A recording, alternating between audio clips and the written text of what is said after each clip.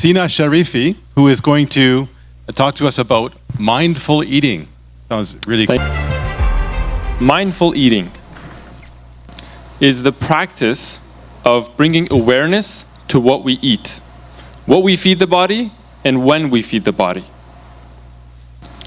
Before I start, I want to ask you all a question. What did you eat yesterday for lunch? I sense a bit of struggle. That's okay. Even though it was a recent event, we struggle to remember it. Now, why is that? Why is it that such an important thing, what we feed the body? And so recent, we forget. And even if you remember the meals, you've probably forgotten the things you had on the side. Or maybe what you had in between the meals, the snacks. And they are all important. They're all food. So the cause of it is habitual eating. Eating habits. And habits naturally form to save us energy. They say, what did our guy eat 1,000 times before? Well, every day he has breakfast in the morning and he has eggs. So let's do that today. Why not, right? Or maybe he has some sweets in the afternoon. We're going to do the same thing. So it doesn't consult the conscious mind. It just makes a decision. So we basically sleepwalk through our decisions and what we eat. And that is very dangerous. If you have destructive eating habits, that could be harming you and it will be compounding in the long run, and you are even unaware of it. So you don't know it's happening. That's where it's very dangerous. So because of that, I think it's worth to invest the time and see how these eating habits were formed so we can tweak it for the better. There are three main factors to forming our eating habits. The first one is the diet we adopted early on. What we were fed as a child in our family. What food choices our parents made for us. What food was available in the household. So if you are you had a lot of veggies in childhood, then it's probably that when you grow up, you have a more tendency to seek out for veggies and enjoy them. So the taste is normalized for you because you've had them early on and you've seen your parents that you look up to and you see that they're eating, your siblings are eating, so you copy them just like every other behavior and it is added to your eating habits. The second one, the diet of close associates. So later on when we grow older, we have coworkers, we have best friends where we spend a lot of time with. They are the second factor that affect our eating habits. Why? Because we see what they're eating and they're our friends, so we copy a lot of things. Why not eating? And they also offer us the food they're eating. So we go to their house, what food is available there, what food are they eating? Is it alcohol? Is it, it could be protein, it could be, do we always have chips and unhealthy snacks while eating television? So other activities that combine with the snacks you have on the side. So we should have that in mind as well. The friends that we have also affect our eating habits. And the third one is exposure to packaging and media. Media is everywhere these days. And even if you somehow quit all social media, we still have packaging. So if you go grocery shopping, there is all this shiny, seductive packages with colorful visuals that try to entice you and say, buy me. Especially if you're a child. I remember I would see these cereal boxes and they were so interesting. I would want to try each and every one of them. So I wouldn't think about the nutritional value of it. I would just see the picture, see the guy, and I would think, this is worth trying. And I was unaware of the key ingredients it contained.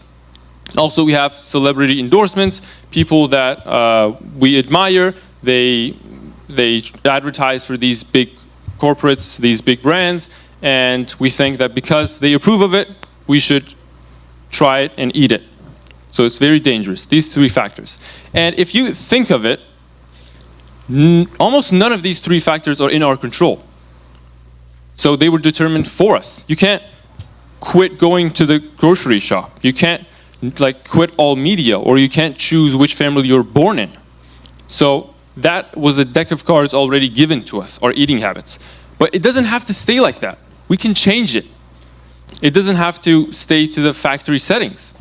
But the first step to change is awareness. We have to first know what the eating habits are, and then we can think and start judging and say, okay, I want to change it for the better. This part, I want to substitute it, or I think this has more nutritional value. But if we're unaware and we're just going frivolously through life and eating whatever we usually ate, well, you shouldn't expect a good result. Bringing awareness to what we eat can be as simple as asking this question. What are the key ingredients of this food? When you're grocery shopping, you want to buy something, just ask that question. You don't need to write it down or count anything, count calories or journal, none of that. Just ask very simply, what are the key ingredients of this? Before accepting food from someone, what are the key ingredients? And if you can't identify the key ingredients, it's probably too processed. And we all know what experts have to say about processed food.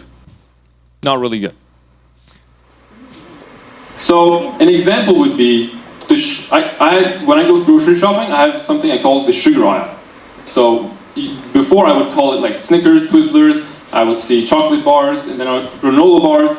But now I just simplify it. I say all of this, the main common ingredient they have is sugar. It doesn't have much nutritional value, so I call it the sugar aisle. I still go through it, maybe I still even buy a few things, but I am aware that it has sugar. And that's what I'm getting out of it.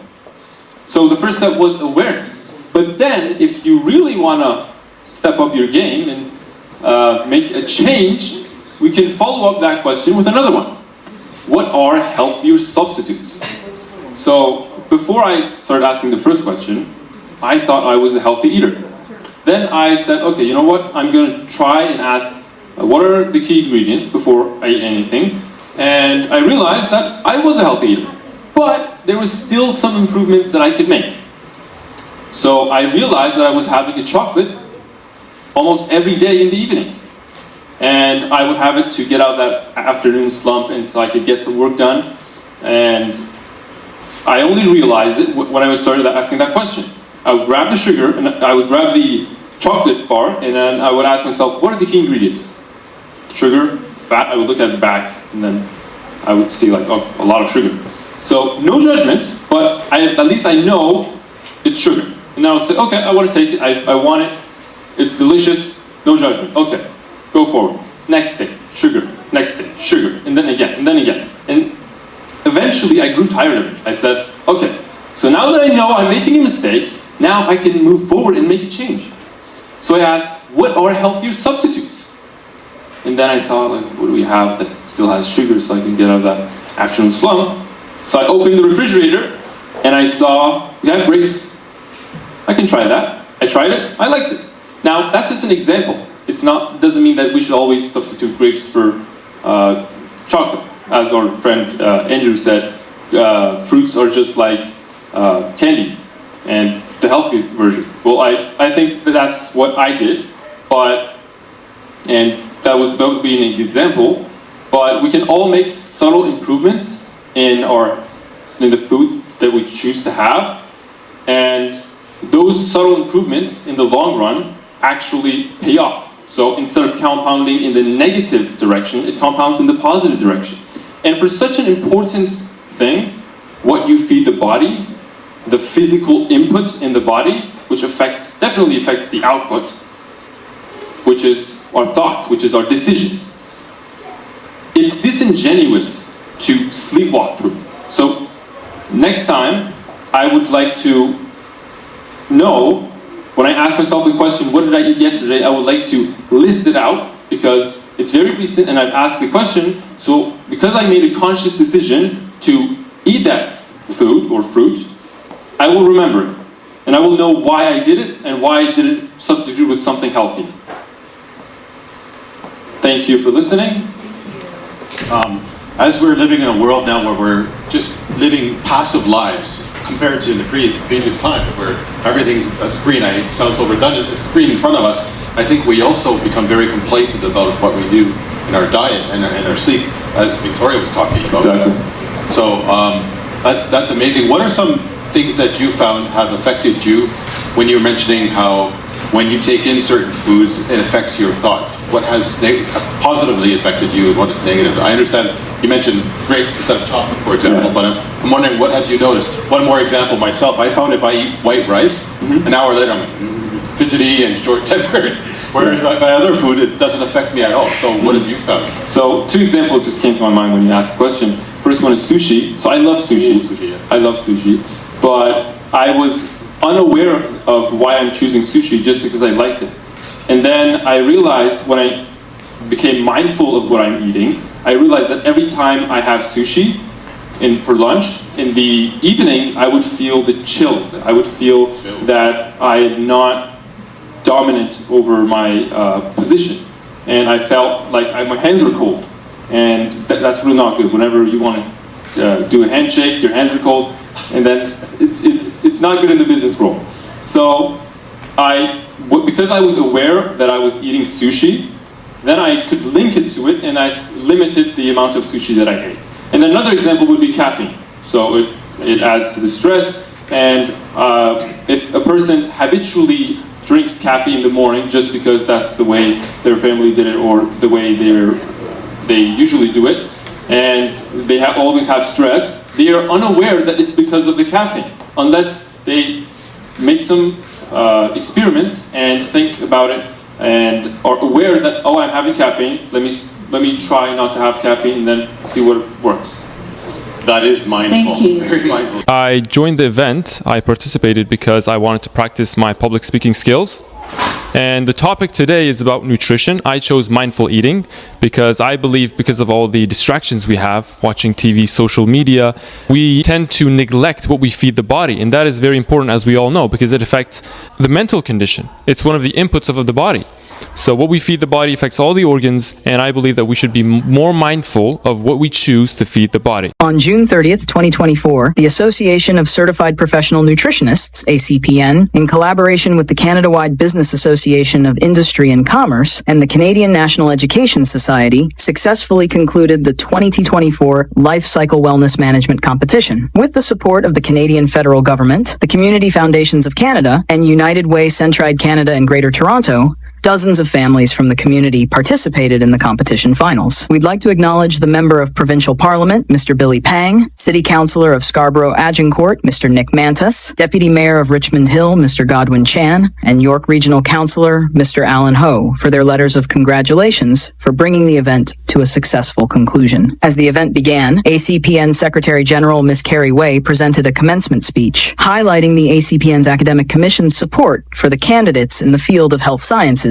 ensuring their access to the most up-to-date information in the field. Meanwhile, the president of the Canada-wide Business Association of Industry and Commerce, CBAIC, Mr. Edward Zheng, acknowledged its support for the competition with their extraordinary health industry expertise. In addition, the CBAIC works to connect local communities with the newest scientific innovation in health sciences in association with the National Education Society. Together, the organizations are able to provide the latest and greatest health science solutions to local families, as well as implementing education of periodic life and health science and its real-life day-to-day applications. The competition includes several age groups, 4 to 8, 8 to 12, and 13 to 18. 我们这次举办这个是生命全周期的健康管理比赛，主要是针对那个儿童、青少年。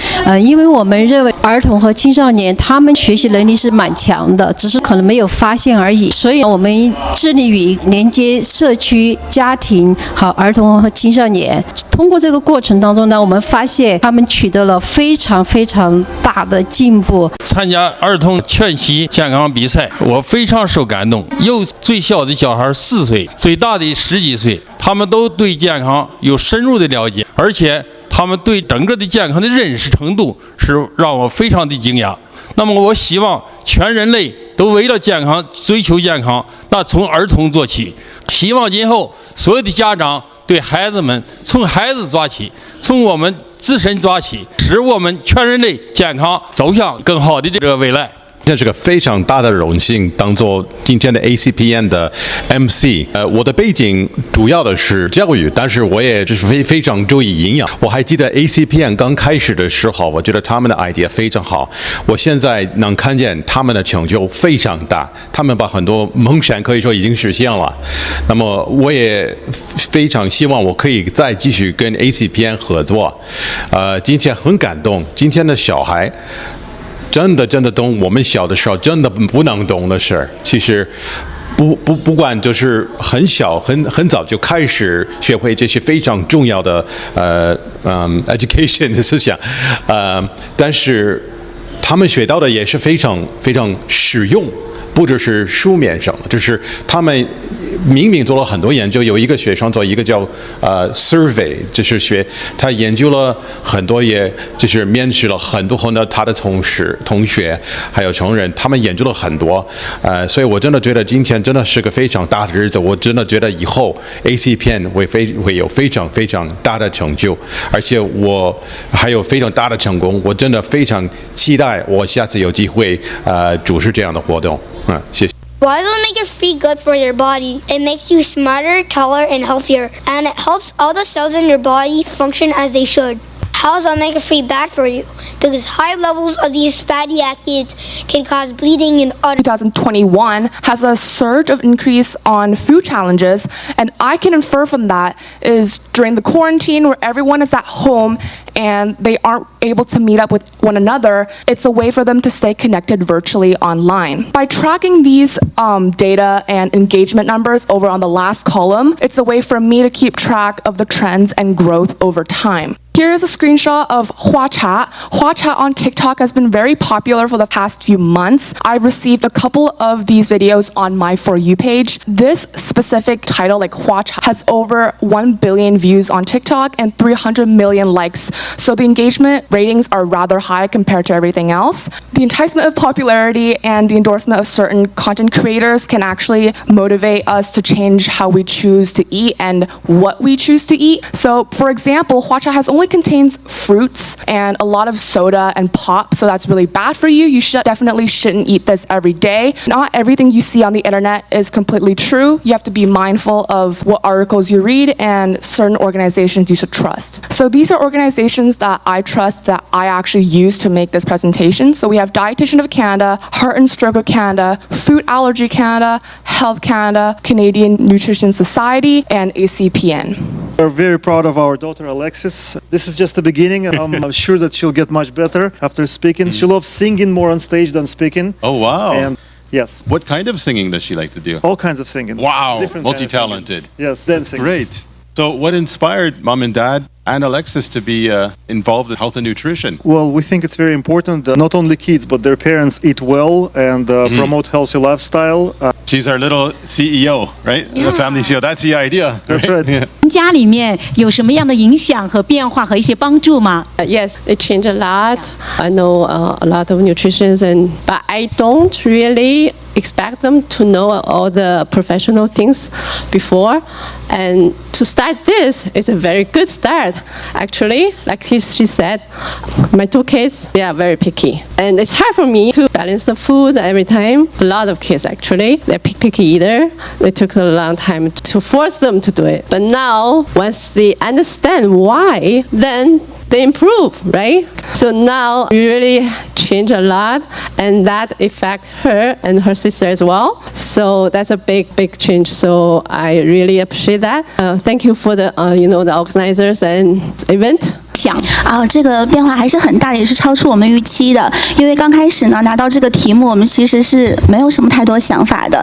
然后我们就共同跟孩子们去探讨，有哪些感兴趣的话题呀，或者是遇到什么样的困扰。后来姐姐发现她最近睡不好，妹妹发现她玩不了那个很喜欢的大滑梯了，因为她少了4厘米。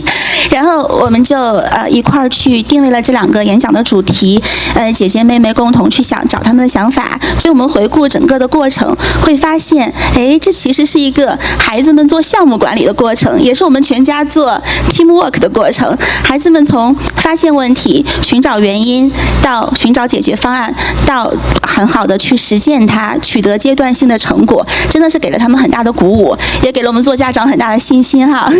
因为其实这个我们的那个英文啊，孩子们的英文并不是他们最擅长的一种语言，但是发现在这个过程中，其实可以激发孩子很大的信心和他们巨大的潜力。所以再次感谢协会给我们这么好的展示的平台。有不一样的成长，都有哪些方面吗？我觉得这连续年吧，就是参加这个活动，我觉得收益还是非常大的。因为就是说，小孩子们从小他就注意到这个 topic， 然后把这种健康生活的这种概念啊融进他自己的生活里面去。然后他每次就是说他自己的选题肯定是跟他自己是相关的，他们不会说是选一些就是跟 daily life 之外的题目，一般都是跟他们直接的 daily life 相关的。这样的话对他们其实是有很切身的这种好处的，因为他从小他关注的这个健康管理，实际上是包括自己自身的 lifetime 的健康管理。Which sometimes people do. Yeah, I pretty much grabbed some knowledge from my mother. Oh, nice. She told me to get like a lot of logic thinking, so I can memorize things faster. Yeah. 我感觉他成长了很多，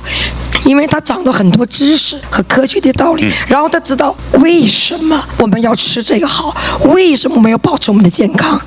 他有时候会告小朋友，告学校小朋友回来，我告诉他们今天我学到的东西他很自豪，我说你有时候跟老师也说，老师说，你怎么知道？我参加过演讲，所以我知道。记这个过程当中，在怎么理解这个过程当中，他也是花费了很多时间，找了很多的资料然后他就问妈妈：“你看我应该这么做好不好？还是这么做好？”我说：“那你就要想办法，你的 logical thinking。logically 怎么去 memorize things， 那对他的学习以后也打开了很好的基础。所以特别感谢主办方和我们协会，能给孩子们这么良好的学习舞台。确实是，我去学校里我早上起来都会找我的小朋友们这好这好，然后我们就是我们吃饭的时候，我们就会交流。高中里面是他们学校的演讲俱乐部的创始人，那么今天也把个演讲俱乐部成员带来同学和在学校里去更多的去宣传这样营养健康的平台。我就是跟大家说之后做 Instagram post， 就让不只是我的社团。你们全校大概有多少人现在？2000吧左右。Why did I choose this topic? Because I want more kids and adults to learn about omega-3. Thanks to the principal of our school, Ms. Ryder. I did a questionnaire survey at school to find out how many children knew about omega-3 and how to absorb it. My questionnaire for omega-3. Everyone in the school from kindergarten to grade 6 students participated in the survey, and I hope that each and every one of our children will learn about omega-3 and help us grow up healthy by learning about the science of nutrition. And if we can learn more about the science of nutrition, I think our parents will be happier than we are. So what a little scientist. Yeah. 你过了4个月一直在研究，对吗？做那个 survey， 是吧 ？4 months, right? So how did your mom affect your health? Any thoughts? Keep making me eat eggs. Eggs. What are eggs good for? Omega-3. Omega-3, I noticed. Yes. Does it help our brain? I hope so. It seems to be working very well with you.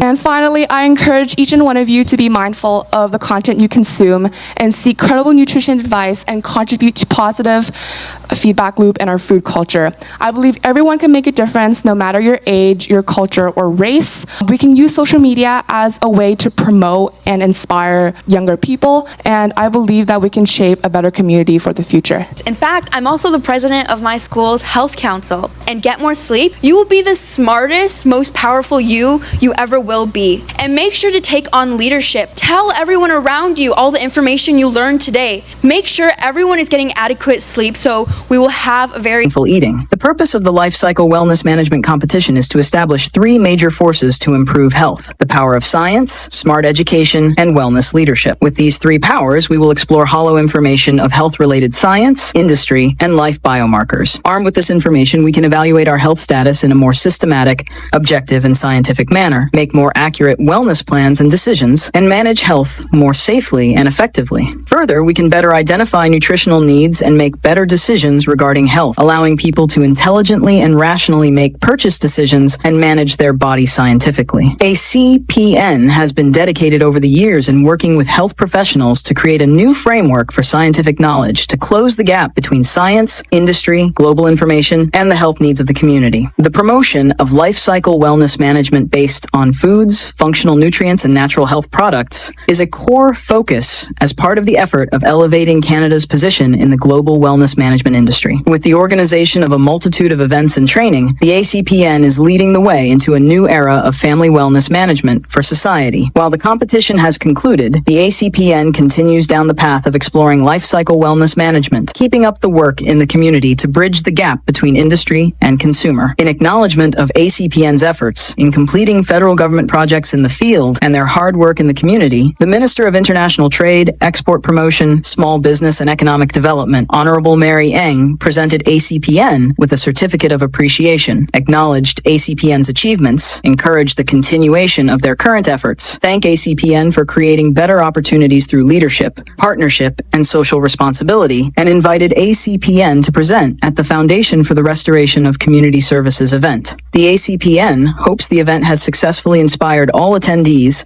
to take a new perspective at life cycle wellness management and aspire to become wellness leaders for themselves, family, and thereby connecting daily life communities' wellness needs with advanced scientific innovations. This will create happier and better quality of life for global communities and lead the future.